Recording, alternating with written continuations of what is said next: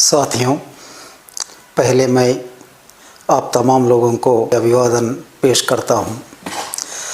16 सितंबर को मैंने पहली बार हथियारबंद संघर्ष का विराम प्रकट करते हुए स्टेटमेंट जारी किया था और उसके बाद गढ़चिरौली, माड़, पूर्व बस्तर के साथियों ने भी वहां से हथियारबंद संघर्ष को छोड़ने का निर्णय पर वे लोग भी स्टेटमेंट जारी किए हैं।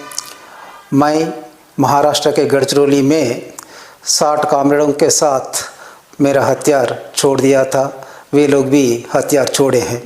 उसके बाद सैकड़ों की संख्या में साथियों ने छत्तीसगढ़ में अपने हथियार छोड़ दिए हैं।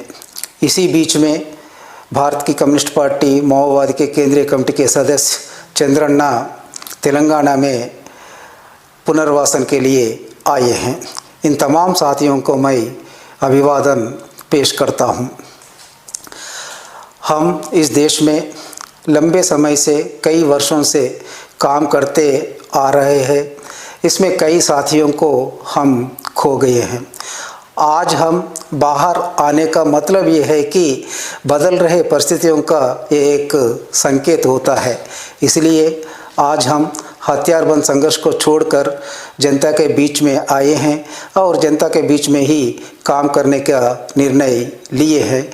हम जिस साथियों को खो गए हैं उन साथियों के चलते हम ये बदलावों का समझना जरूरी है। आज भी देश में कई साथी इलाकावार सत्ता को अपनाने के लिए उस रास्ते पे हथियारबंद संघर्ष में डटे हुए हैं और ये तो हम समझना है कि इस रास्ता पर चलते हुए ही हम जनता से दूर हुए हैं। ये उस रास्ता की विफलता को दर्शाता है। लेकिन हमारा सीसी तमाम बदलावों को पहचान रही है, लेकिन हमारे संघर्ष पर बदलाव लाने के लिए तैयार नहीं है। ये उसकी कटमुल्लावाद तरीका को दर्शाता है। इसलिए देश के कोने कोने में काम कर रहे हमारे साथियों से मेरी अनुरोध ये है कि आप तमाम लोग हथियारबंद संघर्ष पर हम आगे नहीं बढ़ेंगे करके हम जो समझे हैं आपके सामने रख रहे हैं। इस पर आप लोग भी निर्णय लेकर हथियार छोड़कर जनता के बीच में आकर काम करने के लिए मैं विनती कर रहा हूं। हम हथियार छोड़ने पर कुछ लोगों ने हमें निंदा करते हुए अलग अलग प्रकार का दुष्प्रचार कर रहा है। गद्दार, नहीं तो कोवर्ट, ऐसा शब्दों का प्रयोग करते हुए निंदा कर रहा है। इसका मैं सरासर खंडन करता हूं। मेरे से पहले कमरेड रूपेश ने भी बहुत विस्तार से इस पर बात किए हैं, इसलिए मैं दोबारा उसमें जाना नहीं चाहता हूं। आज परिस्थितियां बदल गया है, इसलिए मैं आप तमाम साथियों से अनुरोध कर रहा हूं कि आप हथियार छोड़कर जनता के बीच में आइए। कानून के तौर पर हम जनता के बीच में रहते हुए काम करेंगे।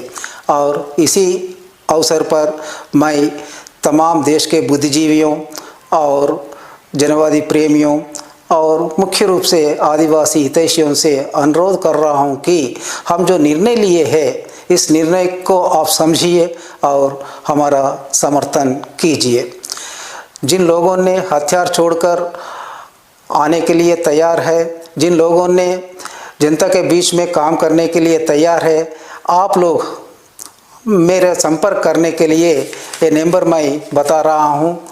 इस नंबर पर कांटेक्ट करने से हम आपका राय जान सकते हैं, आप आ सकते हैं।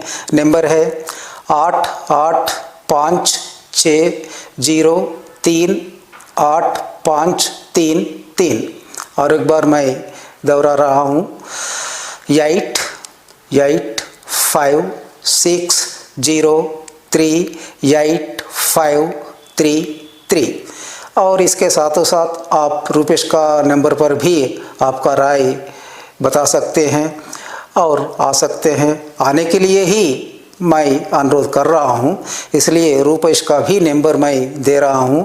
उनका नंबर यह है कि 6267 3816 और एक बार 6267138163